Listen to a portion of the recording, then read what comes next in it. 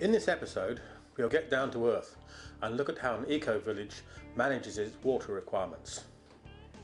This is where I live, Kookaburra Park Eco Village, just over 400 kilometres north of Brisbane and 50 kilometres inland from Bundaberg. 10 years ago, the village was little more than scrub. We have no water utility to supply us with water or take care of all our wastewater. We have to do everything ourselves. Let us start by trying to define the problem. What actually do we want from our water system? Let's segregate our water into different uses. We see 6 basic types. Premium water for drinking and cooking. Utility water, primarily for cleaning. Grey water, the end result of cleaning. Sewage, irrigation and flushing water to remove build-ups. We obviously want our drinking water to be clean. But what do we actually mean by clean water?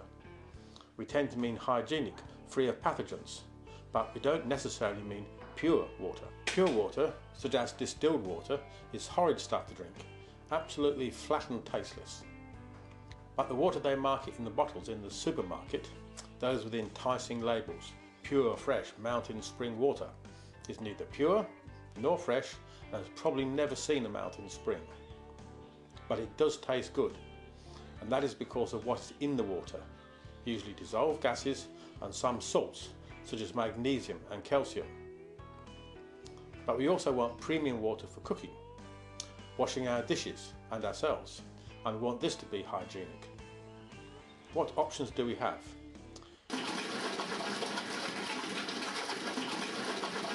Just look at most rivers, anywhere in the world.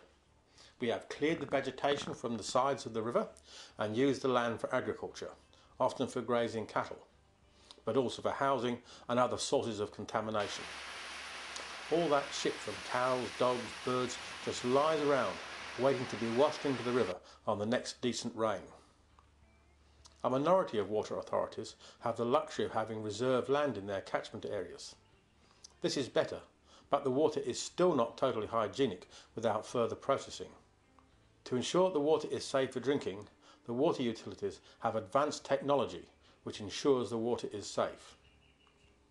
We may not like to think about it, but most people in the world are drinking processed cow shit. Let us not get too squeamish here. The technology really works and the water is generally safe. The rare times it does fail is likely to be from the organisational failure I talked about in the last episode, rather than failure of the technology.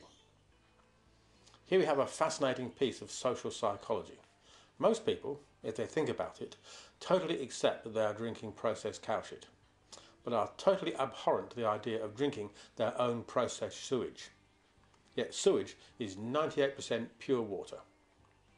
The reality is that dirty and polluted water can be recycled to be perfectly safe, but it is still not pristine spring water. One problem is that the water does not taste good. This processing removes many of the beneficial components of spring water that make it taste good.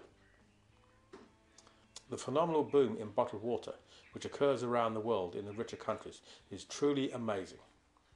Virtually every supermarket is now selling spring water, sometimes in convenient small bottles, sometimes in bulk packs. There are even companies who have fleets of vans delivering water to your doorstep.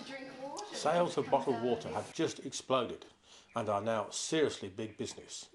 Why? Just look at the numbers.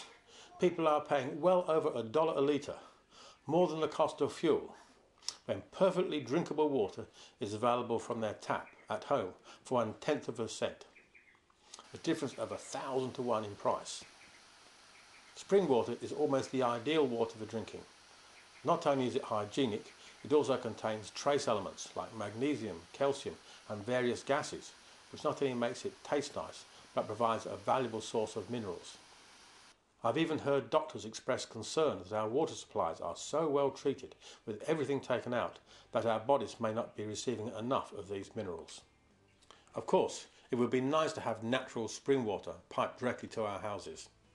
If people are prepared to pay over $1 a litre, this looks like some business opportunity just waiting for some enterprising water company. There's plenty of spring water for drinking. But our water systems were never designed for segregation. It's one size fits all. By a twist of fate, the best drinking water system I have encountered was in Ethiopia. Villagers used to drink polluted water, resulting in serious health problems. Kids were often sick with diarrhoea. They couldn't go to school and many died.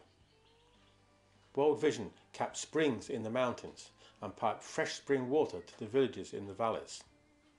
In this poor, remote and problematic region, they now enjoy what must be amongst the best water in the world. Oddly enough, the main reason for adopting this particular solution was economic.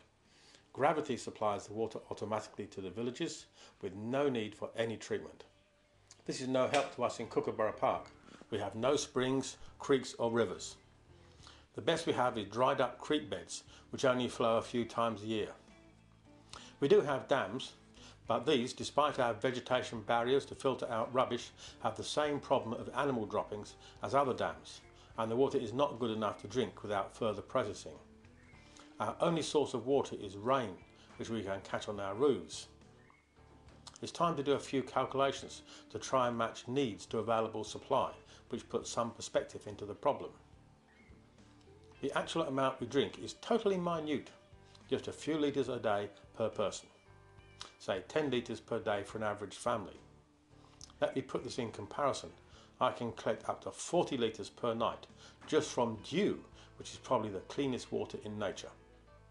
It's also easy to harvest. Don't mow the lawn, leave it all long and shaggy to create humidity. Just throw that old lawnmower away, and instead of breathing in all those fumes on Saturday afternoon, just lie down and have a snooze. Plant a few trees around the house to trap the water vapour at night, and bingo, there is your supply of crystal clear water. Dew alone may not be sufficient to supply our drinking water, but we need far larger quantities of premium water. Most, if not all this water, can be collected from rain on the roof.